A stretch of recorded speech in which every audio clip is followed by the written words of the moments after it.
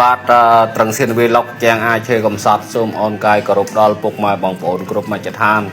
ខណៈពេលនេះសៀនមានវត្តមាននៅវត្តពោដើម្បី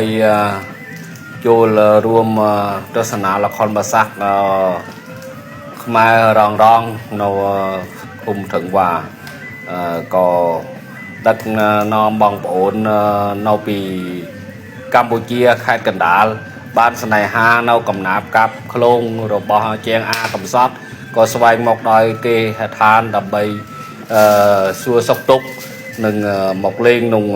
ជាងអាដូច្នេះក៏សូមថ្លែងអំណរអគុណយ៉ាងជ្រាលជ្រៅដល់បងប្អូននៅក្នុងប្រទេសនិងក្រៅប្រទេសបានស្នេហានៅកំណាប់ជាងអាកំសត់សៀនមានកិត្តិយសយ៉ាងឧត្តមយ៉ាក៏សូមថ្លែងអំណរអគុណដល់បងប្អូនកូនក្មួយពុកម៉ែបងប្អូនដែលបានស្រឡាញ់គាំទ្រនៅកំណាប់ខ្មែរជាងអាកំសត់របស់សៀនដូច្នេះហើយពេលនេះ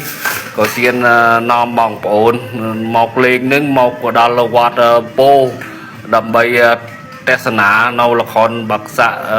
ក់ដែលបងយើងលីបានអញ្ជើញនៅវងល្ខោនបាសាក់រងដើម្បីចូលសម្ដែង3រាត្រីក្នុងពិធីបិណ្ឌបច្ចេកដីរបស់អ្នកម្ដាយឪពុករបស់លោកបងដូច្នេះក៏សៀនក៏សូមជូនពរឲ្យលោកបងយើងលីជាបងនៅប្រទេសអាមេរិកហើយនឹងលោកបងស្រីបងប្រុសដែលមកពីកម្ពុជាខេត្តកណ្ដាលបានចូលរួមក្នុងពិធីនេះក៏សូមជូនពរឲ្យបងសុខភាពបរិបូរណ៍រស់ស៊ីកើតកាយ welcome ឈ្នះមេអស់ទាំងឡាយទាំង8ទិសដើម្បីមានសទ្ធាជ្រះថ្លានៅឆ្នាំក្រោយៗទៀតដើម្បីឲ្យពុកម៉ែបងប្អូននៅពោយើងដើម្បីបានយុគទេសនាជារៀងរាល់ឆ្នាំបាទជាងអាសូមជម្រាបលាសន្មតជួបគ្នានៅវីឡុកក្រោយ